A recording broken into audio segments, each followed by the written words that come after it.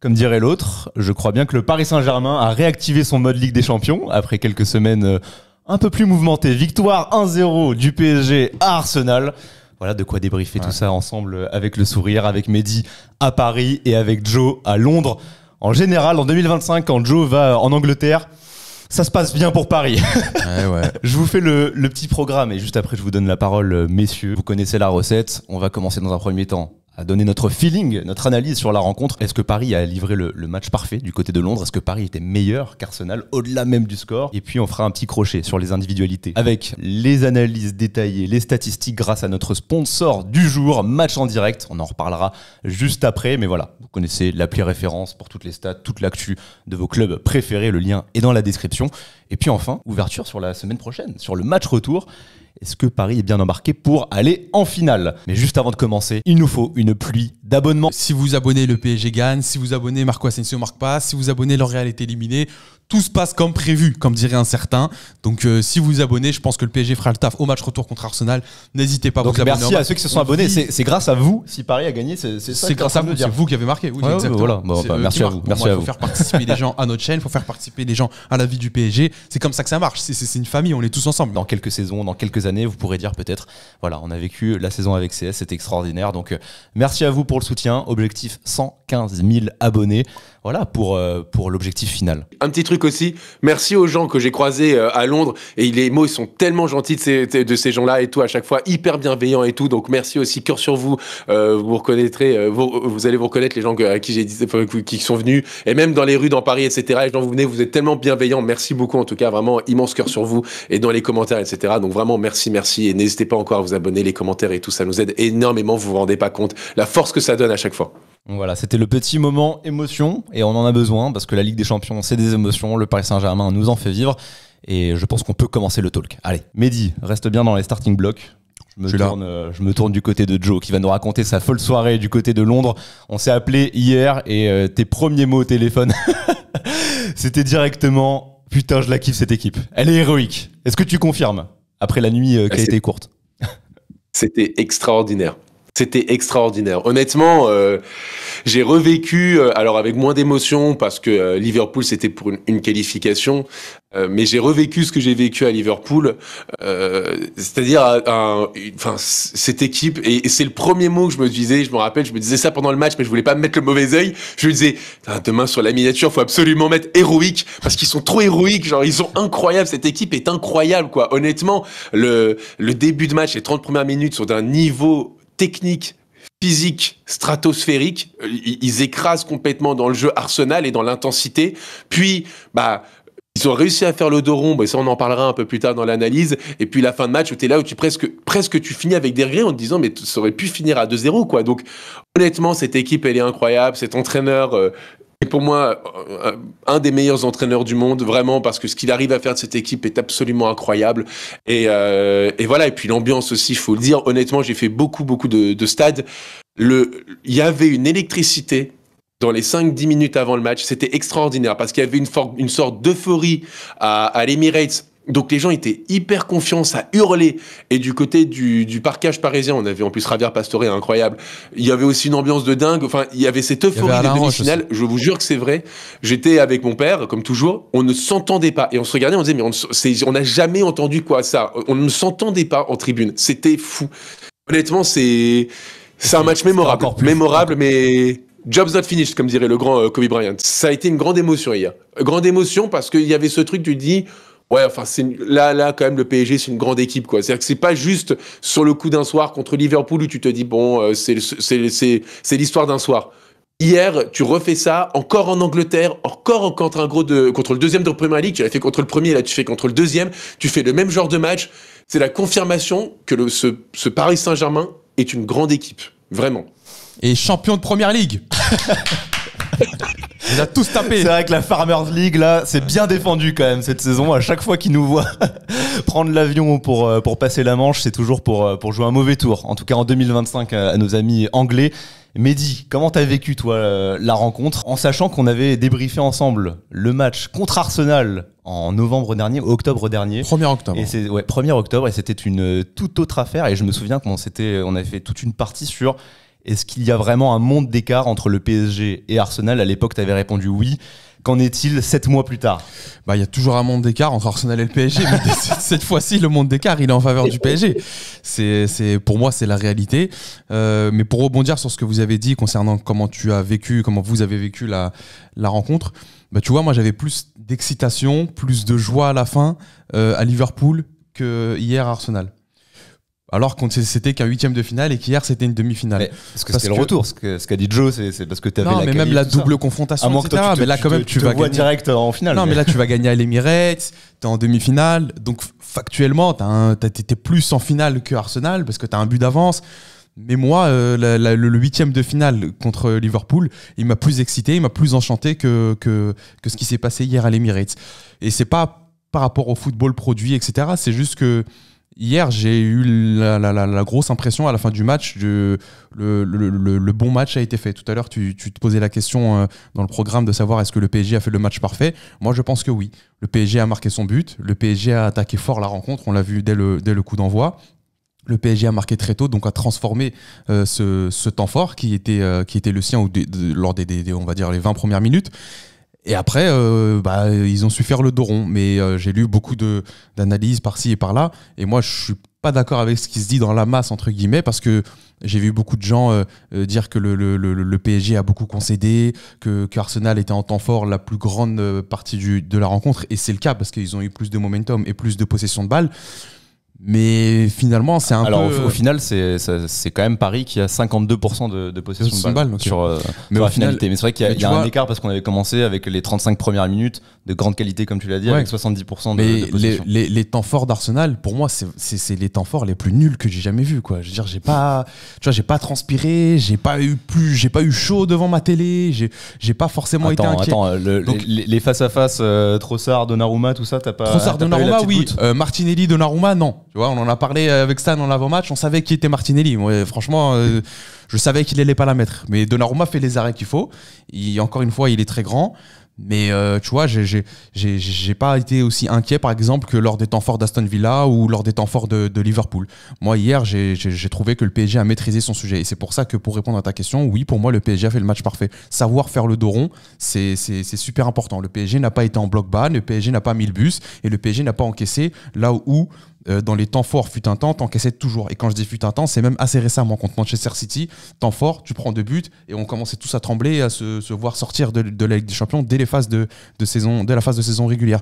Et quand je parle aussi d'encaisser dans les temps forts, c'est le PSG sous QSI. Ça fait une petite dizaine d'années quand même que le PSG, à chaque fois qu'il y a un temps fort de l'adversaire, ça commence à trembler.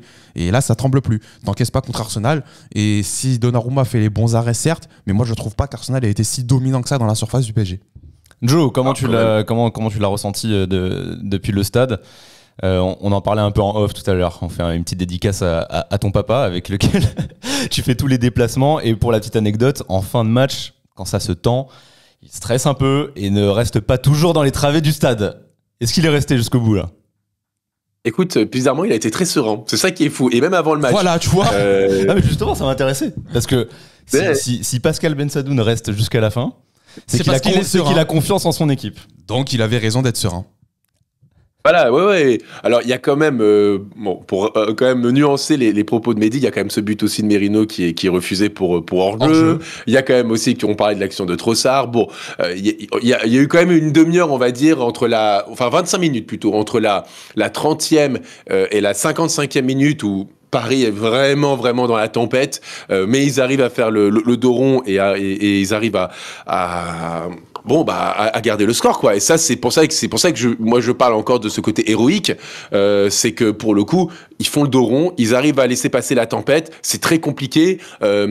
Aussi, c'est pour aller un peu dans le sens de Mehdi, c'est que presque quand je pouvais lire un peu à droite à gauche, c'est genre ouais mais bon c'est compliqué, ouais mais c'est une demi-finale de Ligue des Champions là. Là on est dans l'élite de l'élite du football européen. Donc était à l'extérieur, mais évidemment qu'Arsenal ils allaient mettre une tempête à un moment au PSG et que l'objectif c'était vraiment de faire le dos rond. C'est normal en fait. Je répète, c'est l'élite de l'élite. Donc que Paris ait souffert, que Paris ait concédé des occasions, que Paris ait eu des difficultés dans le jeu pendant 25 minutes, 30 minutes dans un match comme ça, c'est c'est évident face à une équipe comme Arsenal qui est une des meilleures équipes d'Europe aujourd'hui. Donc, et moi, c'est pour ça que je suis d'autant plus impressionné, c'est qu'ils ont réussi, comme j'ai dit tout à l'heure, à faire le dos rond, à garder leur cage inviolée, et derrière, petit à petit, un peu comme à la manière, alors avec des vagues qui étaient avec moins de conséquences et beaucoup mieux maîtrisées, à la manière d'un Aston Villa, c'est-à-dire que tu as vraiment 20 minutes où tu as l'impression que tu es sous l'eau, et sur la fin de match, tu reprends le contrôle de la balle, tu reprends le rythme du match. C'est toi qui imposes le tempo et c'est toi qui as les occasions.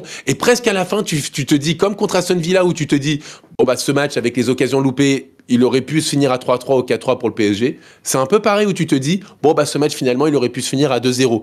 Donc, je trouve que dans la physionomie, ça ressemble un peu, simplement juste, les vagues d'Arsenal étaient moins impressionnantes et Paris était juste meilleur aussi que Aston Villa, que face à Aston Villa et a réussi donc à concéder le moins d'occasions possible et à garder donc sa cage inviolée. Et on parlait un peu aussi de l'ampleur du match. Il faut rappeler aussi que c'est un match historique parce que c'était pour la première fois dans son histoire, le Paris Saint-Germain ne perd pas une double confrontation en demi-finale de la Ligue des Champions. Ça déjà, c'est pas que perdre, c'est qu'ils ont gagné. Ils étaient sur 6 matchs, 6 défaites, c'est leur première victoire. Et aussi, c'est leur première victoire dans l'histoire contre Arsenal, de leur histoire du PSG. Et enfin, je sais pas si vous avez vu cette stat, c'est la première fois depuis 2016 que Arsenal n'a pas marqué à l'Emirates dans un match de Ligue des Champions. C'est aussi la première fois de la saison qu'ils perdent en Ligue des Champions à l'Emirates.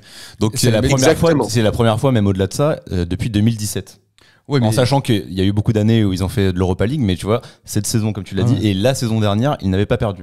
Même contre le Bayern, l'année dernière, c'était pas une défaite à l'Emirates. Ce qui est important d'être souligné, il faut le dire aux gens, même si je pense qu'ils le savent, le PSG n'a jamais gagné la Ligue des Champions. Donc si le PSG veut gagner la Ligue des Champions, il y aura toujours, c'est la première fois que, oui, ça sera toujours la première fois que, parce qu'il y aura toujours des choses à faire que le PSG n'a jamais fait avant, factuellement. Donc on peut s'en féliciter, mais c'est aussi parce que le PSG va, pour l'instant en tout cas, vers cette finale de Ligue des Champions. J'aime bien cet optimisme. Dernière question par rapport à ton ressenti sur place, Joe. Tu as vécu les deux déplacements, justement. Il y a un avant, un après qui est assez clair. Comment tu l'as perçu, toi, particulièrement au stade? Parce que je me souviens qu'en octobre, tu nous disais que, niveau milieu de terrain surtout, on était un peu les petits d'Arsenal. C'est eux nos petits. Alors, je vais te dire, c'est tout simplement, je vais même pas parler de moi, je vais parler de ce que m'ont dit les supporters d'Arsenal. J'ai beaucoup parlé avec des supporters d'Arsenal après la rencontre. Ils sont tous unanimes. Certains me disaient que ça faisait très longtemps qu'ils n'avaient pas vu une équipe autant dominée, autant maîtrisée à l'Emirates. Ça faisait très longtemps qu'ils n'avaient pas vu une équipe aussi forte à l'Emirates. D'autres qui m'ont dit qu'honnêtement, qu'on avait vraiment une superbe équipe de football et ils me disaient honnêtement, vous passez cette double confrontation, vous allez la gagner, la Ligue des Champions. D'autres qui me disaient honnêtement, il y avait, vous avez fait le recrutement. Alors, je vous dis que c'est la vérité. C'est vrai, même en Angleterre on dit ça. Ils m'ont dit honnêtement, c'est une excellente chose que vous ayez plus Kylian Mbappé.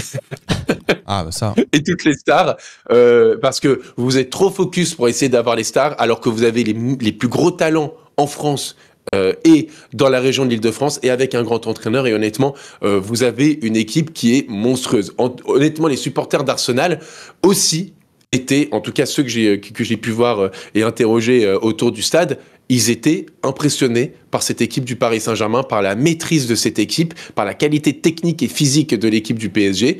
Et voilà, honnêtement, je dis plusieurs fois honnêtement, donc c'est dire à quel point ça me tient à cœur. Mais oui, là, c'est cette équipe, moi, m'a bluffé. Et il disait aussi ses supporters qui avaient un tel écart de niveau par rapport à ce qu'ils ont vu au mois d'octobre, c'est impressionnant. Ils ont dit, j'ai parlé avec un monsieur qui était dans le métro, je rentrais du stade, il me disait, mais ce n'est plus du tout la même équipe, ça n'a plus rien à voir. Mais ça n'a rien à voir, et c'est dans le symbole même des réussites de ce PSG. T'as un Dembélé qui n'était pas dans le groupe, dans le match de saison régulière. T'as un Donnarumma qui avait livré un match catastrophique de peintre dans ses sorties. Et voilà, c'est des symboles de la transformation de ce PSG. C'est aussi Kvaratskhelia qui n'était pas là au mois d'octobre. On le déplorait au mercato dernier, où encore une fois, on disait que ce qui avait été recruté, c'était de la qualité, mais il manquait encore un élément. Cet élément fait la différence. 3e, 4e minute de jeu, le décalage qu'il fait de l'extérieur du pied pour Dembélé. c'est un décalage de grand soir, de Ligue des Champions. Voilà, c'est un mouvement qui survient après 26, 27 passes d'une équipe qui est totalement rentrée dans son match avec des intentions. Et encore une fois, il ne faut pas banaliser ces 35 premières minutes. Exceptionnelles. Justement, pour revenir sur ces 35 dernières minutes, je trouve qu'il a été quand même aussi très énergivore. C'est ce qui a aussi pesé sur la physionomie et le cours de la rencontre juste après, parce que le PSG a fait dos rond, etc. On a cessé de le répéter, mais c'est aussi pour ça, parce que quand tu commences comme ça, tambour battant, moi, vous voyez mon fameux marabout Arsenal, etc. Oui, il est pour Arsenal, tu vois. Donc je parlais avec lui par message. D'ailleurs, je lui souhaite un bon anniversaire. On est le 30 avril, c'est son anniversaire. Et c'est mon frère, j'ai grandi avec lui. Et comment dire, on parlait par message et je lui disais, faut voir si le PSG va tenir, tu vois. Pour l'instant, Arsenal ne rentre pas dans son match. 2, le PSG rentre trop bien dans son match et en plus marque. Mais est-ce que le PSG va tenir comme ça? Je lui dis ça en direct quand on parle par message.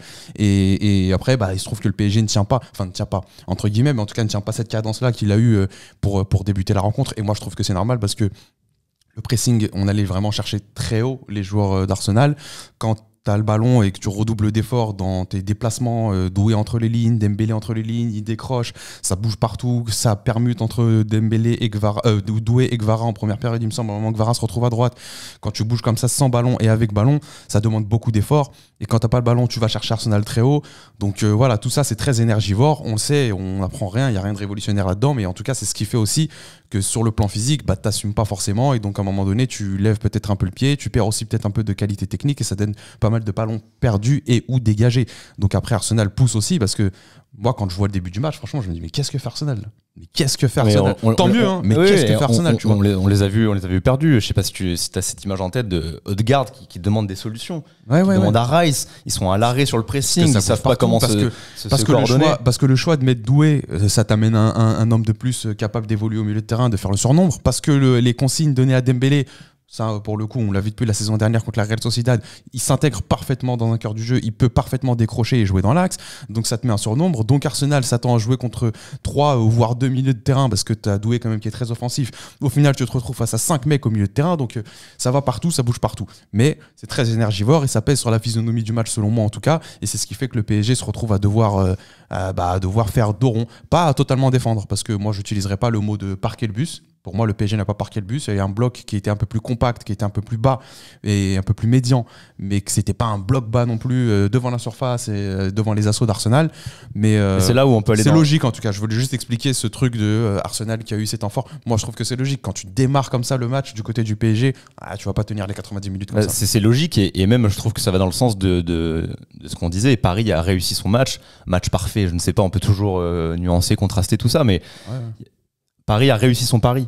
Justement parce que démarrer comme ça, tambour battant contre Arsenal en livrant énormément d'énergie comme ça, ça ne marche que si justement tu fais douter Arsenal en marquant ce but. Tu les mets directement dans une position de doute et tu les forces ensuite à sortir. Quand tu défends comme ça en ayant livré autant d'énergie et autant de prouesses techniques, encore une fois, c'est à louer, c'est à mettre au crédit du Paris Saint-Germain, parce que tu aurais pu perdre pied, tu aurais pu te dire, on a livré 35 minutes comme ça de fou furieux, tu vas lâcher complètement. Non, ça n'a pas été le cas. Moi, j'irais même jusqu'à dire que c'est le match parfait.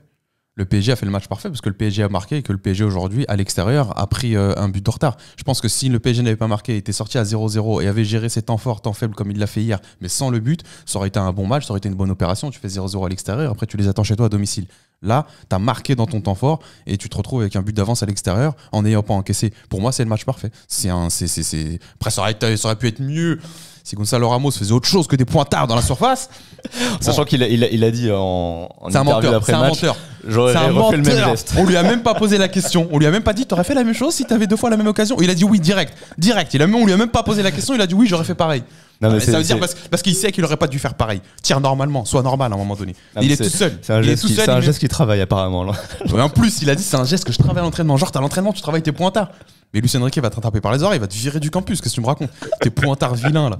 Il met du 48, il met des pointards. Alors que le contrôle est parfait juste avant. Après, je sais pas s'il est hors jeu ou pas, de toute façon. Mais en tout cas, juste parenthèse, parce que je me vois comme public. Bonne entrée quand même. Ah ouais, non, super entrée. Super entrée.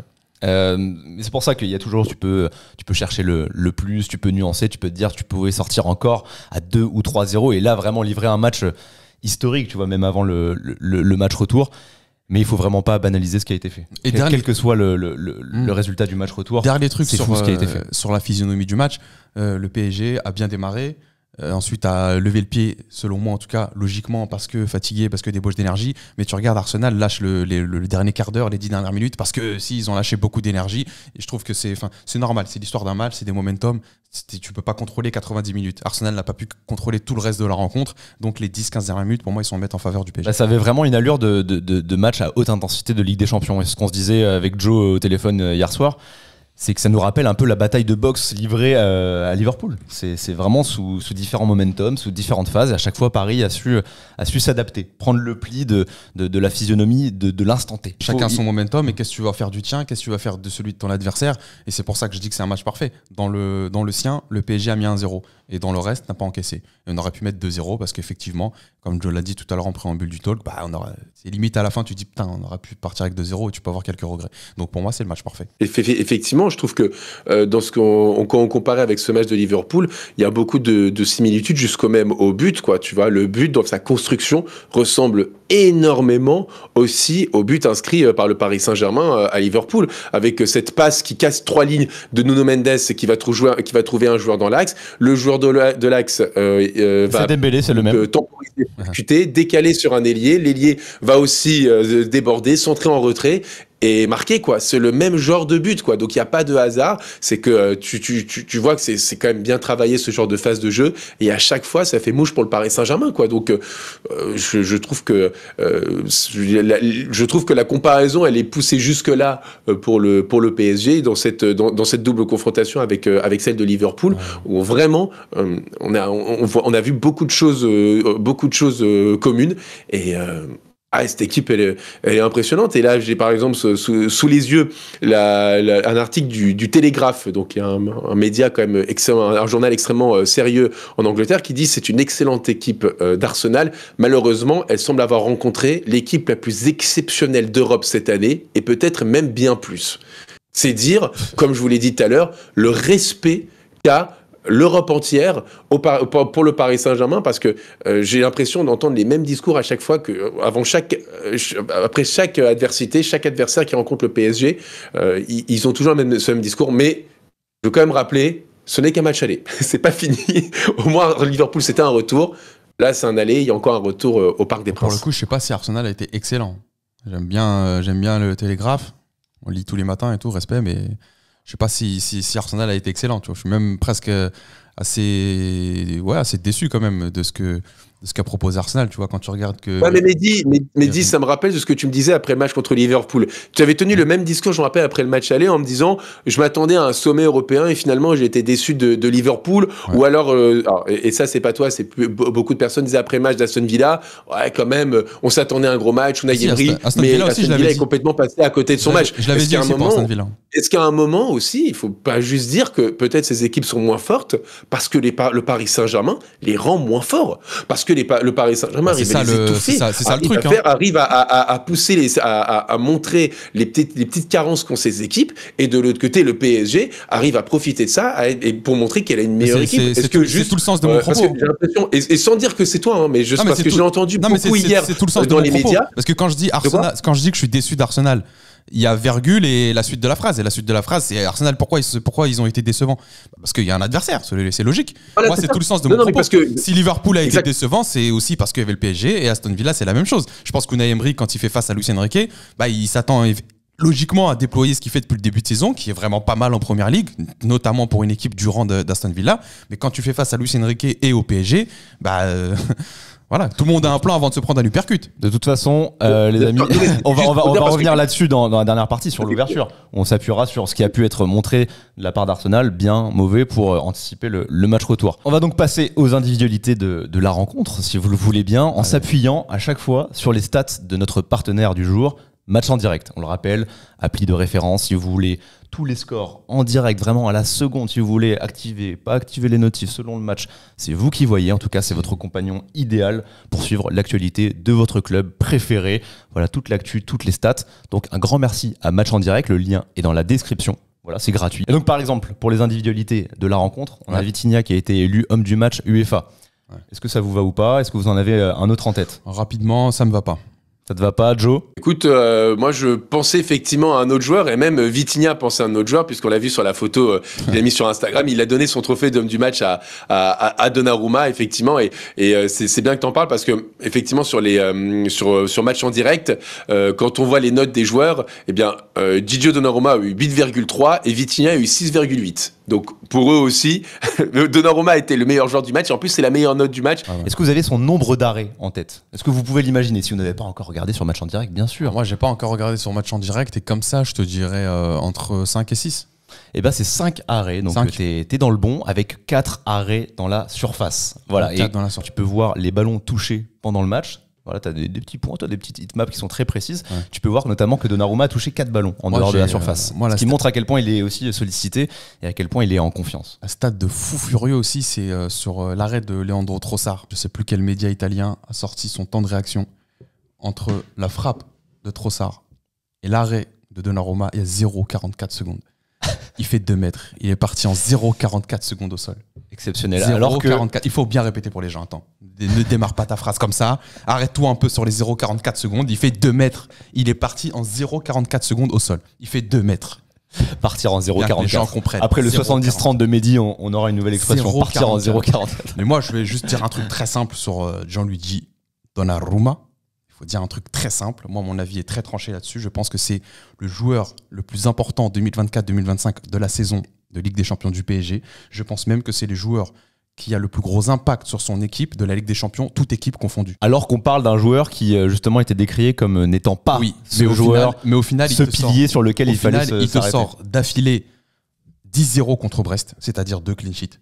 Il te sort la qualif contre Liverpool parce que c'est lui qui va la chercher au tir au but. Il te sort la qualif contre Aston Villa parce que si t'as pas un aussi grand gardien, tu peux faillir au Villa Park. Et il te sort hier le match qu'il a fait à Arsenal. Pour moi, tous joueurs confondus, tous les joueurs qui sont inscrits dans l'UEFA, tu vois, c'est lui le plus important en 2024-2025 pour son équipe. C'est celui qui porte le plus son équipe. Et on a combien on n'a jamais cessé de dire qu'il te faut un grand gardien si tu veux faire quelque chose en Ligue des Champions. Pour moi, aujourd'hui, tu l'as totalement. C'est celui qui a le plus d'impact sur son équipe. Et c'est un gardien de but, et c'est Donnarumma. Il est dans la surface, Trossard, quand il frappe. Pour moi, c'est but. Autant Martinelli, je me dis, c'est beau. Voilà, vous savez ce que je pense de Martinelli, avec tout le respect que j'ai pour lui. Trossard, pour moi, c'était but. 0,44 secondes, 2 mètres.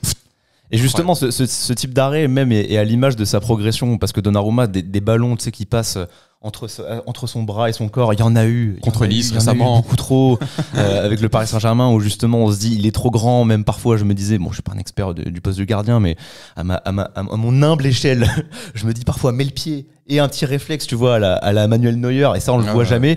Là, ce qu'il fait, et ça a été décrypté d'ailleurs par le Canal Football Club, ils ont appelé un espèce de balayage de judoka. Tu vois, où tu as sa jambe d'appui, sa jambe gauche pour aller au sol, qui part comme ça, et hop, il se met au sol, il prend l'impulsion, et c'est extraordinaire. Et tu vois, à chaque fois, ce qu'on dit aussi, là contre Nice, face à Boulka, face à Alisson, contre Liverpool, on est là à relativiser en se disant, face à un gardien ne serait-ce que normal, on aurait pu marquer. Là, je pense que Arsenal aussi peut se le dire.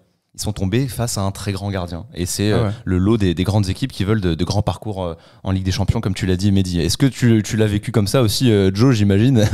Gigio Donnarumma, du haut de son 1m96 depuis l'Emirates, ça devait être quelque chose. Je suis complètement d'accord avec Mehdi. Je pense que c'est le facteur X aujourd'hui en 2025 du Paris Saint-Germain. On a et c'est avec Hugo que je salue. On réfléchissait qui est le facteur X de cette équipe. Alors on se dit est-ce que c'est pas Dembélé, est-ce que c'est pas Doué, est-ce que c'est pas tu vois, on réfléchissait à plein de joueurs. Mais dans le fond en fait le facteur X c'est Gigio Donnarumma parce que on le voit quand même. La Ligue des Champions elle ment pas. C'est une compétition qui ne ment pas, la Ligue des Champions. Il faut être efficace dans les deux surfaces pour aller très loin. Il faut un grand gardien et il faut des attaquants qui marquent. Et il faut être efficace devant le but. Et les exemples sont multiples. Le Real Madrid qui va gagner la Ligue des Champions, pourquoi? Parce que tu as un Thibaut Courtois exceptionnel. Et en attaque, tu avais Karim Benzema, tu avais Vinicius Junior, tu avais Cristiano Ronaldo, bref. Et il y a, comment il s'appelle, Liverpool qui bute en finale de la Ligue des Champions. Ils changent de goal, ils vont chercher Alisson. L'année, ils ont Alisson, ils vont gagner la Ligue des Champions. Même à l'échelle du Paris Saint-Germain, le Paris Saint-Germain fait 3 finales de Coupe d'Europe dans son histoire, 2 Coupes des Coupes et une finale de Ligue des Champions. Et c'est pas un hasard que les 3 fois où tu vas en finale de Coupe d'Europe, c'est parce que tu as les deux meilleurs gardiens de ton histoire dans ton équipe qui sont Bernard Lama et Keylor Navas. Il n'y a pas de hasard. À un moment, si tu veux aller loin en Ligue des Champions, il faut avoir des grands gardiens. Et Donnarumma, à juste titre, on avait des doutes parce qu'il nous avait montré qu'on devait avoir des doutes à son égard. Et merci, on remerciera jamais assez Singo d'avoir balafré Gigio Donnarumma. Depuis ce moment-là, c'est devenu un autre homme, un autre gardien. Et je lis encore parfois des critiques sur les réseaux sociaux sur peut-être qu'il n'est pas assez clutch, pas assez efficace. Hier, il répond encore une fois, comme après Aston Villa à l'aller et au retour, comme à Liverpool sur le match retour, comme sur de nombreux matchs, même en Ligue 1 en ce moment contre Nantes par exemple, où il sort de gros arrêts, il répond à ces critiques en étant un homme clé, et c'est l'homme clé encore hier, et même on parle à juste titre de ses arrêts exceptionnels. Il faut aussi parler du fait qu'il sort plus, il a moins peur d'aller au duel aérien. Hier encore, et ça m'a refait penser à nouveau à Liverpool, sur la fin de match où justement il y a un dernier coup franc pour Liverpool, il va sortir, et ben en sortant, il mesure 1,96, il s'impose, donc il y a des fautes qui sont faciles, donc il y a une faute qui est sifflée sur lui, et le match se termine comme ça. Hier pareil, il sort, il va chercher la balle, il y a faute, le match se termine comme ça. C'est des moments qui sont importants. Et Donnarumma, il est là. Et aussi, ballon au pied. Quand Donnarumma a la balle au pied désormais, t'as moins ce truc de attention, tu vois cette peur que t'as là. Non, il y arrive. Non, il est efficace. Et même, j'ai l'impression que Luis Enrique a accepté qu'il puisse parfois relancer plus loin. C'est pas grave parfois. C'est important. C'est lui aussi qui va calmer certains moments forts d'Arsenal, que ce soit avec des parades, comme on l'a vu même contre Aston Villa. Il servait à ça, à calmer le jeu. Liverpool aussi.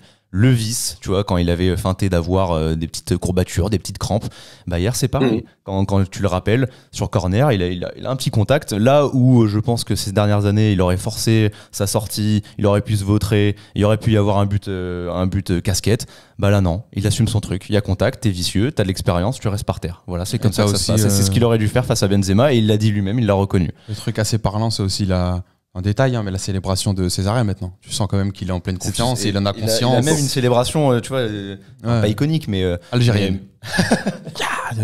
L'Algérien. Propre à lui, tu vois, j'allais dire, c'est ce truc de rockstar comme ça, et c'est ce genre de facteur, d'aura dont tu as besoin. Célébrer comme ça, je pense qu'il a conscience qu'il est en pleine confiance. Et donc c'est pour ça que ça le souligne aussi. Et il la dégage pour ses coéquipiers. C'est hyper important, et même ce truc de leadership, tu vois. J'ai en image, je sais pas si tu as pu le voir, le percevoir depuis le stade. T'as un moment, il engueule Doué qui perd un ballon trop axial. Tu vois, c'est ce qu'on demande à Donnarumma, c'est le leadership. C'est d'être ce Golgoth qui doit faire peur aux adversaires. Je pense qu'on l'a recruté peut-être avec 4 piges de retard, tu vois. En 2021, on l'a recruté, mais c'est seulement en 2025 qu'on a le gardien qu'on voulait, quoi. Celui qui a gagné l'Euro, celui qui est vraiment un vrai dernier rempart. Et voilà. Bon, après, il est jamais trop tard, mais bon. Voilà. Bon, en tout cas, c'était important de s'arrêter sur cette performance. Est-ce que vous en avez d'autres en tête? Quand même, peut-être. Moi, oui. Vas-y.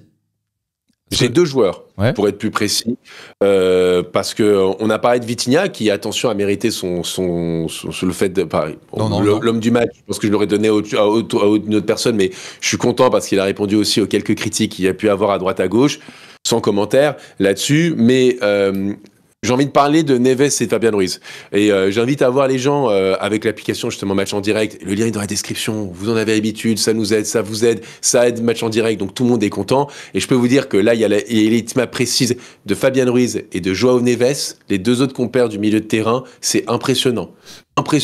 L'activité des 2 joueurs, elle est impressionnante, et surtout celle de Neves où il est partout. Et c'est des joueurs en fait clés. Et aujourd'hui, honnêtement, quand t'as ce milieu de terrain là, ok, on pourra, bien sûr qu'il n'est pas parfait, bien sûr qu'il peut avoir peut-être un manque de densité physique, etc. Mais il y a une telle complémentarité entre ces joueurs, il y a une telle cohérence entre ces joueurs, ils arrivent tellement à se trouver, chaque profil de jeu est tellement précis, adéquat à ce que demande Luis Enrique. Moi, j'ai envie de tirer mon chapeau. J'ai envie de tirer mon chapeau, bien sûr, à Joao Neves, parce que c'est un gamin de 20 ans qui était encore à Benfica l'année dernière, qui là découvre les grosses joutes européennes et il arrive à encore être un patron hier. Et puis Fabian Ruiz, avec Théo, semaine après semaine, on se faisait insulter sur les réseaux, insulter sur Twitter, insulter dans les commentaires quand on a dit les mecs, arrêtez, vous êtes durs avec Fabian Ruiz, machin, etc. Voilà pourquoi on dit ça. On a fait une vidéo qui s'appelle littéralement Fabien n'est pas un tocard.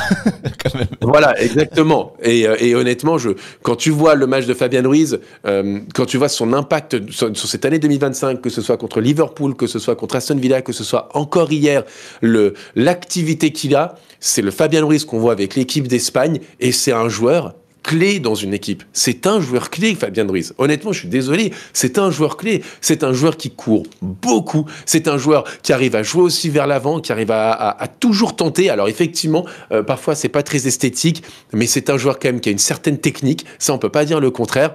Et voilà, par exemple, je vois le nombre de duels au sol. Il en a gagné 4 sur 6, 90% de passes réussies. Et c'est pas des passes en retrait, c'est toujours des passes quand même risquées avec Fabien Ruiz. C'est un super joueur de football et je suis vraiment content pour lui et je suis vraiment content que les gens enfin ils arrivent un peu à sortir de ce prisme un peu et d'enlever les œillères de se dire ouais, Fabien Ruiz c'est un nulard, c'est un tocard, etc. Mais juste regarder les matchs et dire ok, c'est un joueur qui est utile, c'est un joueur qui est pas parfait, mais c'est un joueur qui est utile dans un collectif et Fabien Ruiz est utile. Et si aujourd'hui le Paris Saint-Germain est aussi fort aussi dans son milieu de terrain et qu'il arrive aussi à s'imposer face au milieu de terrain de Liverpool, un des meilleurs d'Europe, à s'imposer face au milieu de terrain d'Arsenal, qui est un des meilleurs d'Europe, etc., c'est aussi parce que tu as un Fabien Ruiz qui arrive à être à ce niveau-là, qui arrive à être au niveau comme on le voit comme on l'a vu à l'Euro avec l'Espagne, et ça change beaucoup de choses. Donc j'ai envie vraiment de tirer mon chapeau à João Neves, à Fabien Ruiz, et bien sûr à Vitinha, qui auront encore été énormes hier. Et ça fait partie, encore une fois, des points de comparaison avec le match de la saison régulière, où on se disait... Le milieu de terrain, c'est vraiment une classe d'écart entre le Paris Saint-Germain et Arsenal. Je me souviens de Mikel Merino qui faisait ses débuts. C'était vraiment, c'est même pas en PL, c'était en Ligue des Champions qu'il était entré pour la première fois avec Arsenal et qui était en chaussons, voilà, face au milieu du PSG. Pour faire un petit point sur les stats, Fabien Ruiz, tu l'as dit, 4 duels sur 6 gagnés, 2 passes longues sur 3, 37 passes réussies sur 41 et 51 ballons touchés. Voilà, il est décisif aussi sur le but de Dembélé. Il fait un travail immense pour aspirer les défenseurs et laisser le champ libre à Kvaratskhelia qui va être lancé par Dembélé. Tu vois, malheureusement, dans les stats, t'as pas ça. Moi, c'est là où il m'impressionne le plus. C'est pour ça qu'il faut s'appuyer sur les deux, sur ce qu'on voit, sur les stats. Quand je le dis souvent, c'est pas souvent mon football. Mais parce que quand tu le regardes, t'as pas envie d'allumer ta télé pour voir ce joueur à la base. Sauf que quand tu allumes ta télé et que tu tombes sur un de ses matchs, je veux dire, en ce moment, c'est pas en ce moment, c'est dans son football, il est toujours placé là où il faut. Il laisse jamais ses coéquipiers dans la merde. Il propose toujours une solution. Il fait toujours les appels à vide. Enfin, c'est sur le plan de la course, de l'endurance, il n'hésite vraiment pas à répéter les efforts. Et ça, pour un milieu de terrain, je veux dire, c'est juste obligé, tu vois. C'est surtout dans ce que demande Luis Enrique. Il faut toujours proposer des solutions. Il faut toujours être disponible. Et lui, il l'est constamment. Et quand il l'est pas, c'est qu'il est en train de faire un appel à vide. C'est ça, il est en train de presser, le pressing haut. Ousmane Dembélé, il est accompagné toujours par Fabien Ruiz. Voilà, et c'est indispensable, surtout quand tu as une équipe comme Arsenal. Il pressing très haut, mais il n'est pas absent après dans le bloc, tu vois, quand il faut redescendre et qu'Arsenal avance. Donc, super intéressant, moi, dans le jeu sans ballon, vraiment, big respect à Fabien Ruiz et désolé, genre, excuse-moi, Fabien. Fabien Ruiz, excuse-moi. Non, c'est ça, c'est les récupérations hautes, c'est un Fabien Ruiz qui accompagne Dembélé sur les pressings parce que c'était indispensable face à une équipe comme Arsenal qui n'est pas bousculée normalement, tu vois, par un Real Madrid derrière, même en PL, c'est tranquille derrière pour relancer avec un Raya qui joue le rôle d'un 11e joueur de champ. Et il a combien de pourcentage de passes réussies ? Il est à 90% de passes réussies. Il a aidé aussi Nuno Mendes sur le côté gauche à museler Saka. Donc, ce qui est intéressant, déjà, en plus, joueur déterminant, évidemment. Il aide le latéral qui est à côté de lui. Mais dans ces 90% de passes réussies, ce qui est intéressant, là, ce qu'on reproche beaucoup à Vitinha, c'est-à-dire le manque de prise de risque dans ses choix à Vitinha, Fabien Ruiz, il prend pas mal de risques et je pense que si il en prenait moins, il aurait été au-dessus des 90% de passes réussies. C'est ça, c'est complémentaire avec Vitinha. Vitinha, quand même, un petit mot sur lui. Déjà, niveau statistique, on est à 64 touches de balles. C'est le milieu de terrain qui en a touché le plus grand nombre, qui a joué 90 minutes. Ouais. À 64 seulement ? Ouais. Parce que Fabien, du coup, c'est 51. Je pense à Marco Verratti. Et João Neves, c'est 54. Oui, mais c'est bien. T'as la physionomie en tête, t'as Arsenal. Ouais, c'est autre chose. Mais je me le ballon en deuxième période. C'est étonnant. Et tu vois, même si tu le ciblais, Fabien Ruiz, c'est un tout petit peu plus de déchets parce qu'il tente aussi plus vers l'avant. Vitinha, encore une fois, c'est ce rôle de banque, de joueur vraiment qui ne va pas perdre les ballons. C'est 50 passes réussies sur 52, donc 96% de passes réussies. C'est le plus haut pourcentage du coup parmi les milieux de terrain du PSG. Et au-delà de ça, quand tu regardes son match, vous parliez de Donnarumma comme facteur X. Ouais. On peut évidemment cibler Dembélé qui fait partie des figures de ce PSG 2025, des transformations qui a marqué encore une fois hier. Mais Vitinha, c'est un facteur X aussi à sa manière. Et c'est pour ça que je peux comprendre qu'on lui remette le titre d'homme du match quand t'as pas une individualité qui va être ultra évidente, même si perso, je vous rejoins, je l'aurais donné à Donnarumma. Je comprends qu'on puisse lui donner. Parce que si tu n'as pas encore une fois un Vitinha qui va faire le sale boulot, qui va résister au pressing, à la haute intensité mise par le milieu de terrain d'Arsenal, tu ne t'en sortiras pas. Et c'est ce qui faisait vraiment défaut pour le coup, en Ligue des Champions avec Vitinha, à Aston Villa, où là je ne l'ai pas reconnu, où là il avait du mal à mettre le pied sur le ballon, où là il défendait comme un novice face à Rashford qui entre dans la surface. Ouais. Là Vitinha, j'ai retrouvé du Vitinha, comme contre Liverpool, face à un milieu référence, et qui certes ne va pas s'illustrer dans des passes vers l'avant, et c'était déjà pas le cas contre Liverpool, mais qui est ultra précieux au milieu de terrain. Et là, quand je me projette sur le match retour, on a cette petite frayeur pour Dembélé. On se demande est-ce qu'il sera là ou pas. Ça nous fera peut-être un pont pour la dernière partie de Stalk. Évidemment. Tu vois, si je me projette sur des joueurs qui vraiment me poseraient problème par rapport à une absence, t'as Gigio, t'as Dembélé, et au milieu de terrain, t'as Vitinha. Vitinha, si tu ne l'as pas, pour avoir ce dernier rempart juste avant la défense, pour toujours aussi proposer une solution. Tu le vois tout le temps en mouvement. Tu vois, quand tu as des Pacho, Marquinhos qui cherchent à relancer, qui l'ont très bien fait d'ailleurs. Vraiment, de toute façon, toute l'équipe a été au rendez-vous, je trouve. C'est aussi parce que tu as. J'ai une tech plus globale sur ce PSG d'ailleurs. Vitinha qui fait des allers-retours. J'ai une vraie take sur le PSG 2024-2025 de Luis Enrique, mais je vais pas y aller. Attends la fin de saison après la finale de la Ligue des Champions. J'ai une vraie très profonde sur la philosophie de jeu. Tu peux pas nous faire ça. Bon, les gens seront au rendez-vous pour le talk bilan de fin de saison. Et je te le dis, pour moi, j'ai une vraie take sur ce PSG-là, un vrai débat que j'espère poser. J'espère qu'il ne va pas leak sur Twitter avant, mais je te jure qu'il y a vraiment à débattre sur le fond de ce PSG. J'ai un avis très tranché là-dessus. Très bien, mais et pour ne pas le louper, évidemment, vous connaissez la chanson, il faut s'abonner. Est-ce que vous avez une dernière individualité à rappeler? Bon, même si c'est très compliqué de trancher, tout le monde méritait un petit mot. Joe, vas-y. Moi, alors justement, je voulais parler d'Embélé, mais tu fais bien d'attendre peut-être parce que on va parler sur l'ouverture et donc sur ce qui sera là ou pas. On disait justement les différences par rapport à l'Emirates. T'as effectivement Fabien Ruiz qui a allé chercher sa place de titulaire, Désiré Doué qui était un enfant et qui est maintenant un ado, on va dire, un ado désormais et qui a réussi à faire des gestes, encore des très beaux gestes techniques hier à l'Emirates. Quand même. Bien sûr la présence de Dembélé qui n'était pas là au match aller, et puis la présence d'un mec comme Gvichak Kvaratskhelia quoi. Alors, à un moment, on va le dire, hein, c'est quand même l'homme des grands soirs, ce mec-là. Hein. À chaque fois, je vais refaire la même comparaison que j'avais fait contre Liverpool. C'est un mec, il a le bleu de chauffe, mais quand c'est le grand soir, je peux vous dire qu'il a dans son dressing, et là, il fait alors, quel costume je vais mettre ce soir? Ok, celui-là, je vais le mettre. Ok, il se demande, je mets le nœud pape ce soir ou pas? Ouais, je mets le nœud pape. Ok, pas de problème. Hop, je vais être le plus élégant possible. Let's go, on va aller. Et il y va. Et il te fait encore un match de dingue, quoi. Ce mec-là est trop fort, honnêtement.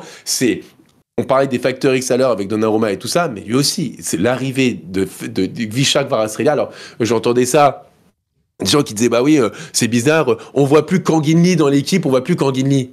Bien sûr qu'on voit plus Kanguinli, t'as Kvaratskhelia. Pourquoi tu vas voir Kanguinli alors que t'as Kvaratskhelia dans ton équipe? Évidemment. Enfin, il faut réfléchir 2 secondes. Kvaratskhelia, c'est quand même incroyable sur l'apport qu'il a dans cette équipe où il aura été décisif sur tous les matchs, ou quasiment, à élimination directe du Paris Saint-Germain. Contre Liverpool, à Liverpool, il fait un match énorme. Alors, il marque pas, mais il fait un match énorme et il fait partie de ces joueurs qui aura fait les différences et qui aura permis au PSG de se qualifier. Le match aller contre Aston Villa et son but exceptionnel. Le match là encore aller où il est passeur décisif et il fait un travail face à Timber. Il aurait peut-être dû avoir un penalty sur lui. Kvaratskhelia, c'est un milieu de classe mondiale, et quand les gens nous disaient ouais vous en faites trop à son arrivée, on a fait 2 talks autour de lui, et les gens disaient ouais vous en faites trop, vous allez voir Kvaratskhelia, c'est un joueur en plus, et c'est pour répondre aussi à ce que disaient les gens sur Mehdi, c'est un joueur, des trucs, le mec il est à gauche ou il est à droite, Il fait un travail de ouf, travail défensif incroyable, travail offensif, les différences créées, même dans des petits espaces.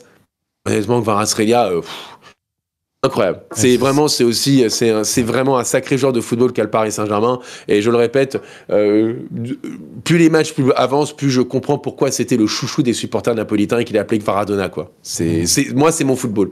Kvaratskhelia, c'est mon football. Il est à l'image de ce collectif, brillant, magique, mais aussi besogneux. Dans le travail défensif, il aura aidé Nuno Mendes tout du long. Voilà pour Kvara qui aurait pu être aussi dans les discussions de l'homme du match avec cette passe D. Et quelle passe D, encore une fois, extérieur du pied.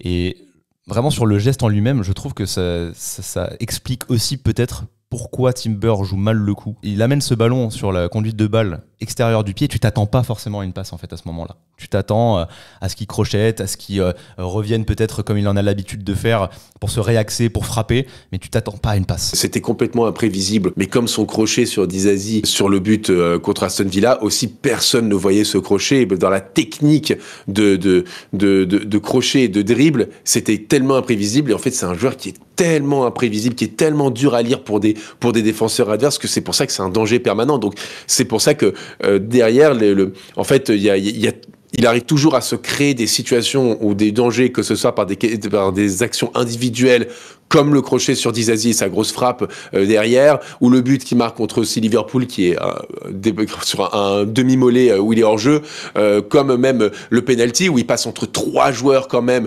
et Timber est obligé de l'accrocher pour le ceinturer, il y a faute, pas sifflée par l'arbitre, ou la passe décisive pour Dembélé. C'est ça, c'est un joueur qui est trop imprévisible pour un défenseur, c'est un poison Kvaratskhelia. On va peut-être se projeter maintenant sur la dernière partie de ce talk, qui est sur cette semaine décisive pour se qualifier en finale, on l'espère. Comment vous le sentez? Ça va être chaud. Strasbourg, ils sont pas mal en ce moment, donc franchement, je sais pas, est-ce qu'on va les battre? Non, sans blague, comment vous le sentez après C'est ingérable, Joe, aide-moi. C'est ingérable. Une saison invaincue en Ligue 1. C'est ça qui est fou. J'espère vraiment qu'on va réussir à museler les méga. On n'est plus invaincus. Est-ce que tu peux me rendre ça? Ouais, ça va ailleurs. Mais bref. Est-ce que tu peux me rendre un service, s'il te plaît, et aller derrière toi dans la bibliothèque et sortir le livre de Kobe Bryant, s'il te plaît? Mamba Mentality. Très bien, je m'exécute. Je rappelle les mots de cette légende du basketball qui est mon idole, Kobe Bryant, qui disait, entre 2 matchs pendant les finales NBA en 2009 contre le Orlando Magic, où on lui posait la question, on disait, mais pourquoi vous n'avez pas le sourire? Pourquoi est-ce que vous n'êtes pas extatique en conférence de presse? Et il dit, le job n'est pas terminé. Job not finished. Il regarde et il fait, le travail est terminé, au journaliste fait, non. Voilà. Non, on va pas s'emballer, on va pas tout ça. Le job est pas terminé. C'est exactement ça. Effectivement, on peut être enthousiaste par rapport au niveau de jeu affiché. On peut être enthousiaste par rapport à ce que peut créer le Paris Saint-Germain depuis le début de cette saison. Et ça, on peut le répéter, et c'est ce qu'on fait de talk en talk. Mais le job n'est pas terminé. Il reste un match retour. Paris n'est pas qualifié. Effectivement, ça aurait été mieux qu'il y ait 2 buts d'avance. T'en as quand même un. Beaucoup, alors que ce soit nous-mêmes en talk, en avant-match, ou qu'on a pu poser des questions aux gens à droite à gauche, tout le monde disait, une défaite avec un but d'écart, ou alors un match nul, ça serait déjà une très bonne chose. Là, tu gagnes. Un certain monsieur autour de cette table. Comment? Ah non. Pardon? Pas un certain monsieur autour de cette table. Ici, on avait pronostiqué victoire au match aller, victoire au match retour. Donc, job not finish, mais j'ai déjà regardé sur Booking les hôtels à Munich. Chacun fait ce qu'il veut après. Voilà, il y a la Mamba Mentality, t'as la Mehdi Mentality. Moi, c'est bon. Arrêtez de faire semblant. Je pense que si le PSG fait le match juste ce qu'il doit faire, normalement, t'es qualifié. Je pense que si t'es pas qualifié, ça voudrait dire que le PSG vraiment est passé à côté de son match au Parc des Princes, en demi-finale, retour de Ligue des Champions. Il fera beau, il y aura du soleil, il va faire nuit un peu plus tard dans la journée, il y aura Joe en t-shirt au Parc des Princes. Je pense que tous les ingrédients sont des objectifs des débuts de saison, d'avoir un Joe en t-shirt au Parc des Princes pour un match de Ligue des Champions. Tout le monde va marcher sur des pincées. J'aime beaucoup ton enthousiasme. Il est réel. Il faut forcément relativiser. Relativiser quoi? Parce que je suis pas d'accord avec le fait de se dire si Paris est éliminé, c'est que vraiment Paris aura subi une catastrophe ou quoi. Non, il y a 15-0. Moi je te dis, il y a 15-0. 0 de différence. Le PSG est meilleur. Arsenal, le PSG c'est quand est même- meilleur qu'Arsenal. Donc, si tu es éliminé, ça va dire que tu auras perdu ton match. Et si tu perds aujourd'hui ton match contre Arsenal, c'est parce que tu seras passé à côté du tien. On regardera, si c'est le cas, on regardera comme toujours la manière. Si le PSG met tous les ingrédients, le PSG peut gagner le match aller et le match retour. Aujourd'hui, le PSG a mis tous les ingrédients hier, donc ils ont gagné Arsenal. Et je te dis que mercredi, s'ils mettent tous les ingrédients aussi, ils vont gagner. Et à partir du moment où ils gagnent, bah, tu es déjà en finale. Et c'est comme ça. On va être tout à fait honnête par rapport à ce que dit Mehdi. Il n'a pas complètement tort. Ça veut dire que si Paris ne passe pas, ça veut dire qu'ils seront effectivement passés complètement à côté de son match et donc aura perdu par 2 buts d'écart, ou alors 1-0 ça va au tir au but, mais sinon c'est par 2 buts d'écart. Et oui, quand tu perds de 2 buts d'écart au Parc des Princes, c'est que tu passes à côté de ton match. Ça, là, on peut pas aller à l'encontre de ce que dit Mehdi. Mais voilà, Enfin, Mehdi, si on sait qu'il est ça peut être sur ça peut être sur 120 minutes, tout ça. Non, moi je nuance un petit peu le regarde, trait. Tu vois l'image de Verratti à l'Atalanta. Oui, merci. On calme. Merci. Je suis complètement d'accord avec ton propos si tu mets tous les ingrédients, si t'es à 100%. Joue juste normalement. Ce pari est imprenable. Joue juste normalement et c'est tout. Tu es au-dessus Je d'Arsenal. suis complètement d'accord avec ça et c'est ce qu'on se disait avant le match aller d'ailleurs, où je me disais même que c'était presque une bonne chose que Paris soit un peu chamboulé ces dernières semaines et qu'ils doivent être à réaction pour aller s'imposer à Arsenal. Je trouvais même ça bien qu'il n'y ait plus forcément cette pression de ce truc d'invincibilité en Ligue 1. Très bien, maintenant c'est focus Ligue des Champions. Ouais. Maintenant il y a un dernier acte au Parc des Princes et tu vas devoir, parce que tu le disais aussi tout à l'heure, c'est le bal des premières fois pour le Paris Saint-Germain. Là tu vas devoir te qualifier au terme d'un match aller-retour en demi-finale devant ton public pour la finale de la Ligue des Champions et tu vas devoir assumer ce rôle de favori. Tu sais contre qui on joue ? Oui, contre une très bonne équipe. Qui n'a jamais aussi gagné la Ligue des Champions. Donc eux aussi, ils sont en train de trembler. Eux aussi, ils sont en train de vivre un événement de malade mental. Là, ils vont se préparer le match. Les gars, on l'a jamais fait. Il faut aller le faire. Tu crois qu'ils vont tout. Déjà, ils vont même pas tous les ans en Ligue des Champions. Déjà, il faut savoir qu'ils ont quand même passé pas mal de temps en Europa League avec Aubameyang. Et aujourd'hui, ils vont en Ligue des Champions. Et aujourd'hui, ils ont la possibilité d'aller en finale de Ligue des Champions. C'est encore moins tous les jours. Et ils ont la possibilité de gagner la Ligue des Champions. C'est juste jamais. Donc eux aussi, ils sont dans un moment de leur histoire. Eux aussi, ils vont avoir les jambes qui claquent un peu. Et sauf que nous, ça sera devant notre public. Et sauf que nous, si on met tous les ingrédients, on est meilleur qu'eux. C'est juste ça qu'il faut se dire. Maintenant, je dis pas qu'on est à l'abri, etc. Tu peux passer à côté de ton match. Ça serait quand même terrible de passer à côté de son match, que ça arrive ce soir-là, demi-finale de Ligue des Champions retour. Ça serait terrible, mais c'est possible. Mais moi, je pense que ça ne va pas arriver. Je veux absolument pas vous vendre la peur. Hein, par contre, quand je parlais de météo, de soleil, de jouer en t-shirt, etc. C'est du second degré. Mais tout entre en compte. Tous les paramètres, sont à prendre en compte quand tu prépares une demi-finale retour de Ligue des Champions chez toi. Et à partir du moment où tous les ingrédients sont là, où que tu fais ton match normalement, que comme l'avait dit Luis Enrique, tu joues pas à 110 ou à 120, tu joues juste à 100%, tranquillement, on respire. Pour moi, le PSG doit se qualifier. On joue le Real de Benzema sous Ramadan ou je sais pas, je comprends pas. Faut pas oublier, c'est que Dembélé sera peut-être blessé pour le match retour.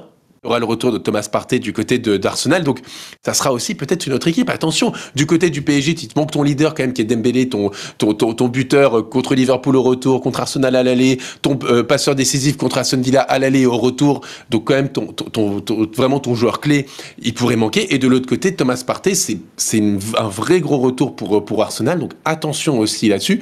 Ce seront potentiellement, à voir sur l'évolution de la blessure d'Dembélé, ça pourrait aussi être potentiellement 2 équipes différentes. Donc, il y a aussi à prendre ça aussi en compte. Hein, faire attention. Déjà sur Dembélé, tout le monde l'a dit, ça semble plus de la fatigue qu'une vraie blessure. Lui le premier, il l'a dit lui-même. C'est important de le souligner pour les gens peut-être qui ont manqué. Parce que souvent, on n'est pas sûr. On va attendre les examens qui vont arriver. Là, on tourne tôt le matin, on n'a pas encore les réactions d'après-match, tu peux passer à côté. Il y en a énormément, tout le monde parle, etc.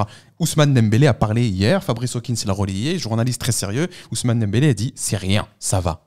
Donc lui l'a dit, Hakimi l'a dit, Luis Enrique l'a dit et l'entourage. Luis Enrique il a dit il y avait quand même un doute. Il a dit il y avait quand même un doute pour le match retour. Bien joué le coup de bluff, bien joué. Bon, en tout cas, il a dit que c'était rien de grave. Ça, c'est des mots qui sont sortis de la bouche de Luis Enrique. C'était rien de grave, mais il y a un doute sur le match retour. Moi, je m'arrête à c'est rien de grave et le doute sur le match retour. Voir le verre à moitié plein. Non, mais c'est petit coup de bluff. Mais attends, je finis sur Dembélé. Donc déjà, moi, intimement, je suis convaincu qu'il sera là. Voilà, ça c'est mon avis, et puis un avis qui est fondé par rapport à ce que lui-même a dit, Ousmane Dembélé. 2, même s'il n'est pas là, je tremble pas avec une attaque Doué, Gvara, Barcola. C'est une très belle ligne d'attaque, je ne tremble pas sans lui. Et de 3, le retour de Thomas Partey, c'est pas le retour de Toni Kroos ou Luka Modric, hein. Thomas Partey. et qui est très fort. Non, mais qui remet un équilibre dans ce milieu d'Arsenal. En fait, ce que je veux dire, avec là un Declan Rice. En fait, je serais d'accord avec tout ce que tu vas dire. Parce que le fond de mon propos, c'est il faut équilibrer. C'est pas Modric qui revient. Mais je suis d'accord avec tout ce que tu vas dire d'avance. Parce que je sais que tu vas dire du bien de Thomas Partey. Justement, c'est pas parce que c'est pas Modric ou Iniesta ou Xavi ou je ne sais qui que ça a pas son importance. C'est un maillon. Mais c'est une importance à relativiser. Hyper important du milieu d'Arsenal qui fait partie des meilleurs milieux. Oui, mais il faut bien l'expliquer aux gens parce que là, imagine-toi quelqu'un qui connaît absolument pas Arsenal, qui connaît absolument pas le contexte du match retour, de l'absence de Thomas Partey. Si tu lui dis c'est trop important, il va dire bah c'est bon, il va revenir. On a l'impression que c'est LeBron qui revient pour un game set en playoff. Tu vois ce que je veux dire? Non, c'est Thomas Partey qui revient. Bravo pour les rêves. Bravo, c'est là que tu me perds maintenant. Je suis devenu un spécialiste. Laisse tomber. C'est là que tu me perds. Mais voilà, il est très bon. Il faut pas le minimiser. Vous avez raison. Moi, je dis juste que je prends le truc de l'autre sens. C'est pas non plus le retour qui va tout changer. Tu vois ce que je veux dire? C'est un retour qui peut changer des choses dans un certain équilibre. Et voilà. Et en plus, je me demande d'ailleurs comment ils vont composer avec. Ça veut dire quoi? Ils vont sortir Merino? Non, alors que Merino est en pleine bourre. Non, moi certainement pas sortir Rice. Je pense qu'ils vont avoir leur line-up qu'ils ont aligné contre le Real Madrid, à savoir Merino plus haut. Et encore une fois, c'est pas les cracks. Donc ils sortent trop ça. Ouais, je pense. Okay. Et encore une fois, c'est pas les cracks du siècle. Tu vois, un Merino, etc. Sauf qu'un Merino, avec son jeu de tête, ça a son importance. Il a marqué un but hors jeu à quelques centimètres. Hors jeu. Mais d'accord. Faut savoir se placer. Il faut arrêter de tirer les coups francs bizarrement. C'est bon, merci. On a compris les gros plans sur le préparateur des coups de pied arrêtés. Merci Canal. Maintenant, il faut jouer au football. T'es hors jeu, ça compte pas le but, c'est tout. Ça sert à rien de me parler d'un but hors jeu. Il compte pas le but. Il compte pas. Celui du Vara, il a pas compté au parc. Il est hors jeu. Merino a cette qualité. Avec son jeu de tête, va être replacé plus haut. C'est quand même des éléments à prendre en compte pour le Paris Saint-Germain. Partey va être lui plus bas, Rice plus haut. Et Rice, je pense que ça lui correspondait pas d'être aussi bas sur le terrain. Et là, on l'a vu, le plus intéressant, c'est quand il se projetait, quand il avait cette allure justement de cheval et où on a du mal à l'imiter même physiquement. Donc, je dis pas que c'est des éléments qui vont faire gagner Arsenal, mais c'est des éléments qui peuvent rentrer dans la balance. Et quand tu parlais des ingrédients qui doivent nous permettre d'avoir la recette des grands soirs, Dembélé, il y a ce point d'interrogation. On va avoir des éléments de réponse dans les prochaines heures, dans les prochains jours. Et pareil, au niveau des ingrédients, Arsenal aura plus d'ingrédients qu'au match aller. Donc voilà, c'est quand même des paramètres à prendre en compte, même si je veux pas vendre la peur. C'est un demi-finale, retour de Ligue des Champions. On en a vu des dizaines et des dizaines dans notre vie. Un but d'avance, c'est important et il faut pas le minimiser. Ce qu'a fait le Paris Saint-Germain, aller s'imposer comme ça à l'Emirates, c'est très important, mais ça ne fait pas tout. Donc voilà, pour donner encore une fois du sens à cette saison et à ce match aller, il faudra être sérieux du début jusqu'à la fin. Il faudra avoir un Donnarumma qui aura la même prestance, qui sera le même facteur X. Parce que sinon, on pourra dire la même chose qu'Alisson au match aller au Parc des Princes, où il est élu homme du match, où il dit lui-même « je fais le match de ma vie ». Ouais, ok.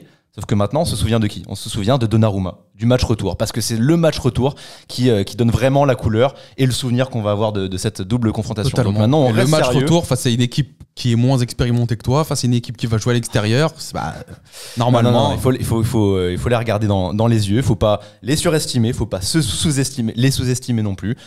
Voilà, c'est une demi-finale. Voilà. Tout le monde a le couteau entre les dents. Mikel Arteta, il a son regard de tueur en zone mixte juste après. Et comme il l'avait dit, après sa victoire 3-0, voilà, le job n'est pas fini mentalement. Il faut rester dans la double confrontation. Ils ont su garder ce calme au Bernabeu. Tu crois qu'on est le Real, nous, quoi.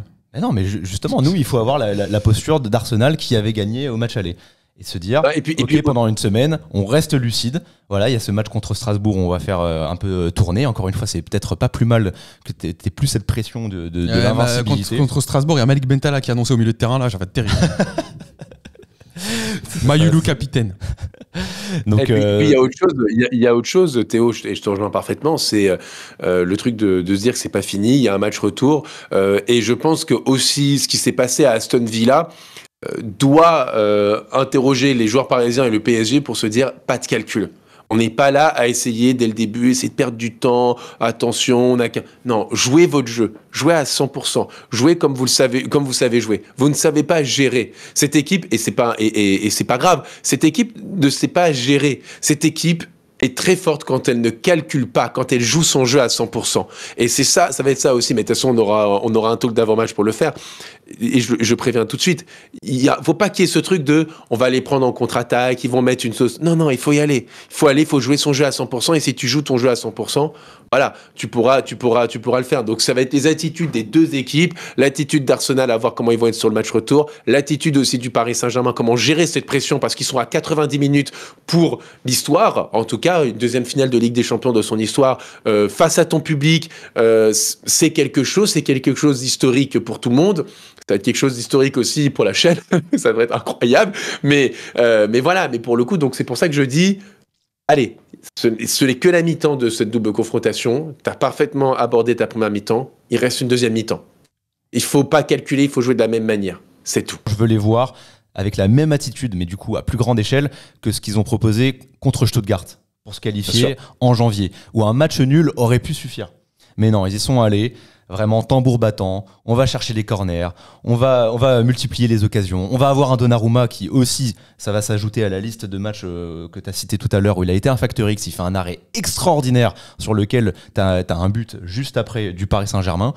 Donc voilà, la même attitude, mais à plus grande échelle. Pour finir toujours sur une note plus légère, vous savez de toute façon comment ça marche. Si vous voulez que Paris se qualifie, on le répète à chaque fois, on l'a dit tout à l'heure aussi, il faut s'abonner. Voilà, c'est la recette miracle finalement que nous a proposé Mehdi. Si vous voulez voir le PSG en finale de Ligue des Champions, vous avez une semaine pour vous abonner en masse, pour commenter en masse et pour répondre à une question sans humain contre un gorille. Qui gagne ? À vous de nous dire, sans humain contre un gorille, qui gagne ? Ou alors le 11 du PSG contre un gorille londonien. Voilà, dites-moi qui gagne. C'est un combat qui va avoir lieu. Cette question, c'est vraiment pour l'élite qui est restée jusqu'à la fin. Parce que c'était un très long talk, en même temps, en demi-finale, si vous êtes obligé de s'étendre. Dites-nous qui gagne contre sans humain contre un gorille. Ou 11 Parisiens avec le maillot bleu. Précision importante contre le gorille. Voilà. Mais si je veux finir sur cette note-là, moi, c'est vraiment, les gars, profitez à fond. Que ce soit les plus jeunes ou les plus vieux. Les plus vieux ont peut-être vécu d'autres choses, mais en tout cas, les plus jeunes, profitez à fond. C'est une histoire incroyable que le PSG est en train d'écrire. Même vivre, de toute manière, juste entre guillemets, juste une demi-finale de Ligue des Champions de ton club de cœur, c'est juste incroyable. Et si tu peux vivre une finale où le sacre, c'est encore plus ouf. Donc profitez à fond. Quand vous regardez les matchs, des fois, faites des pauses un peu dans votre cerveau. C'est bien, tu vois, quand tu regardes un peu dans le vide. Complètement. Et tu fais une pause dans ton cerveau et tu dis, attends, là, je suis en train de vivre une demi-finale de Ligue des Champions ou une finale de mon club que je supporte depuis toujours. Ok, incroyable. N'hésitez pas à le faire de temps en temps, ça va vous faire du bien au cœur. C'est exactement ce que je fais. Des petites pauses où je me dis, putain, c'est quand même légendaire ce qu'on est en train de vivre. Et là c'est vraiment, ce que je suis en train de voir en direct, je vais m'en souvenir toute ma vie. Exactement. Donc, tu vois, quand j'aurai des gosses, je vais leur raconter ça là. Là, ça, je vais leur raconter. Ce moment que je suis en train de vivre là, je vais leur raconter. Donc, n'hésitez pas à profiter, à kiffer. C'est super important pour les gens qui sont vraiment passionnés de foot et du PSG. C'est super, super important. C'est des moments de vie. Profitez, quoi. C'est trop beau ce qui nous arrive. C'était en demi-finale de la Ligue des Champions et les gens, ils étaient paniqués après un match contre le FC Nantes. Les mecs, vous êtes en demi-finale de la Ligue des Champions. Genre, apaisez votre cœur. Apaisez votre cœur. Demi-finale, profitez. C'est incroyable ce qui se passe. C'est Paris est à 90 minutes peut-être de se qualifier en finale de la Ligue des Champions. Apaisez votre cœur, profitez. C'est sûr. Et Mehdi, tu l'as dit, c'est incroyable ce qu'on vit. C'est des moments de vie dingues, quoi. Donc j'espère que on peut continuer comme ça. On espère qu'on va en vivre encore, que ce soit cette saison pour les prochaines. Mais profitez parce que là c'est extraordinaire ce qu'on est en train de vivre en termes d'émotion. Extraordinaire. Merci la famille, on se retrouve très bientôt pour de prochains talks et pour le talk d'avant-match, du coup, pour ce match retour de demi-finale de Ligue des Champions. Ça fait toujours plaisir de prononcer ces mots. Exactement. Voilà, ciao tout le monde. Ciao tout le monde. Et merci à tous. Ciao.